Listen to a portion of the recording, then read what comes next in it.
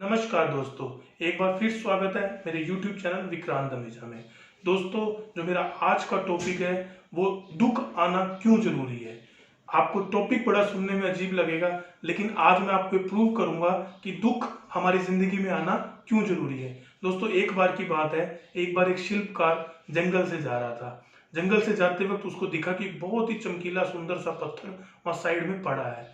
उसके दिमाग में ये चीज आई, क्यों ना इस पत्थर का आप शेप देकर एक मूर्ति का रूप दे दूं। लेकिन उसने जैसे ही हथौड़ा निकाला और पत्थर को मारने लगे तो पत्थर रोने लगा।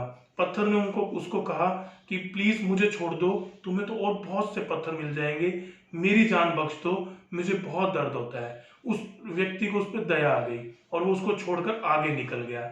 जब वो आगे निकला तो उसे एक और पत्थर नजर आया जो उसी की तरह बहुत ही सुंदर था। उसने व्यक्ति ने फिर से अपना हथौड़ा निकाला और उसको शेप देना शुरू कर दिया।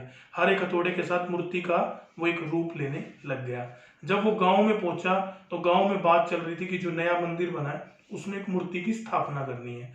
वो शिल्पकार ने कहा कि मुझे पता है कि मूर्ति की स्थापना करनी है और मुझे रास्ते में ये बहुत ही सुंदर पत्थर मिला था जिसकी एक बहुत ही शानदार मूर्ति बनी है, इसको आप भगवान के रूप में स्थापित कर दो। जब वो भगवान के रूप में स्थापित करने लगे तो उन्होंने कहा कि साइड में एक और पत्थर चाहिए, जो पत्थर नारियल फोड़ने के काम आएगा। तो उस व्यक्ति ने कहा हाँ, एक पत्थर और है जो बिल्कुल ऐसा ही चमकीला है, तुम उसे ले आओ। उसने वो जगह बताई और वहां से दूसरा व्यक्ति जाके उस पत्थर को ले आया। दोस्तों, दोनों पत्थर एक जगह पहुंच चुके थे, लेकिन एक पत्थर के आगे जो भगवान का रूप बन चुका था और सभी के सभी लोग उसको नमस्कार कर रहे थे, प्रणाम कर रहे थे, और एक दूसरा पत्थर था जिसको उस भगवान को खुश करने के लिए नारियल फोड़ा जा रहा था। अब इस कहानी से हमें क्या शिक्षा मिलती है दोस्तों? हमें सीख मिलती है कि कई बार हमें दुख मिलता है, कई बार हमें कठिनाई मिलती है, कई बार मुश्किल के रूप में दुख मिलता है, लेकिन उस दुख में कहीं ना कहीं आगे का सुख छुपा होता है। केवल और केवल हमारे नजरिए की बात है दोस्तों। अगर वो पहला पत्थर उस समय थोड़ा सा दर्द सहन कर लेता, थोड़ा सा दुख सहन कर लेता, तो वो बाकी जिंदगी सुखी होकर एक भगवान के रूप में पूजा जाता। लेकिन उसने उस समय दुख सहन नहीं किया, दर्द सहन नहीं किया, और बाद में वो सारी जिंदगी नारियल फोड़वाते वक्त दर्द सहन करता रहा।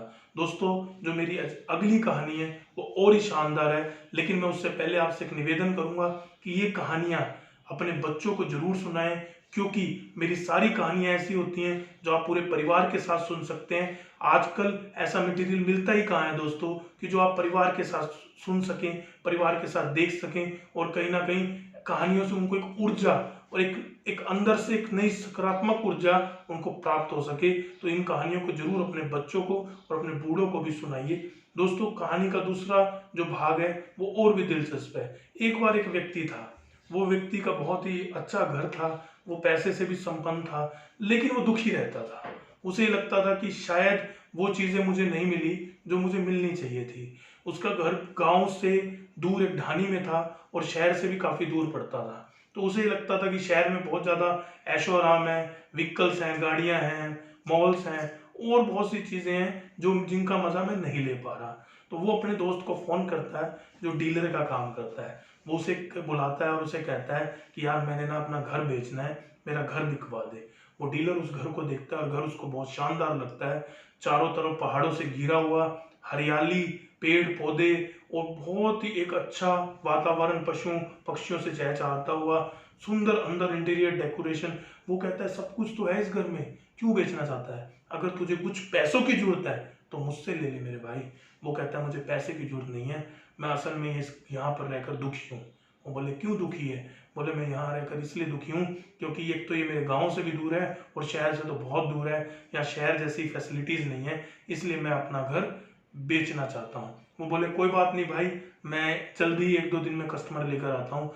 अगले दिन जब वो व्यक्ति सुबह उठता है तो वो अखबार में एक ऐड देखता है। ऐड में लिखा होता है कि चारों तरफ से पहाड़ों से घिरा हुआ, हरे भरे उपवनों से घिरा हुआ एक बहुत ही सुंदर घर, अगर आप अपनी जिंदगी में चाहते हैं तो संपर्क करें। वो व्यक्ति सोचता है ये तो बहुत अच्छी जगह है, क्यों ना एक बार कॉल कर ली जाए। जब वो कॉल करता है तो उसे क्या पता लगता है दोस्तों? उसे पता लगता है वो तो उसके ही घर की बात हो रही थी। तो वो उस डीलर को वापस बुलाता है और उसको कहता है कि भाई, मुझे आज की जो आप तूने न्यूज़ डाली है उससे मेरी ज़िंदगी का ज्ञान मिल गया है। कई बार हम अपने आप से दुखी हैं दोस्तों, हमें दुख नहीं है, लेकिन हम और ज्यादा अपेक्षाएं करके दुखी रहते हैं। ये एक बड़ी अर्जेंट सी अवस्था है कि हम लोग हमेशा और ज्यादा के चक्कर में जो हमारे पास है हम उसमें दुखी है। उस व्यक्ति ने कहा कि अब मुझे समझ आ गई है कि लोग मेरे जैसी जिंदगी जीने की कल्पना करते हैं कि चारों तरफ पहाड़ों से घिरी हुई जगह हो और ग्रीन ग्रीन सी सारी आसपास वाटिकाएं हों और उसके बीच में एक सुंदर सा घर हो। ऐसे सभी के सभी उम्मीद करते हैं कि उनकी जिंदगी में ऐसे टाइम आए कि फैमिली के साथ इकट्ठे बैठकर जिएं, लेकिन कितने लोगों को ऐसी फैसिलिटी मिलती है। मैं इस चीज को समझ चुका हूँ कि मैं बहुत ही सुखी व्यक्ति हूँ।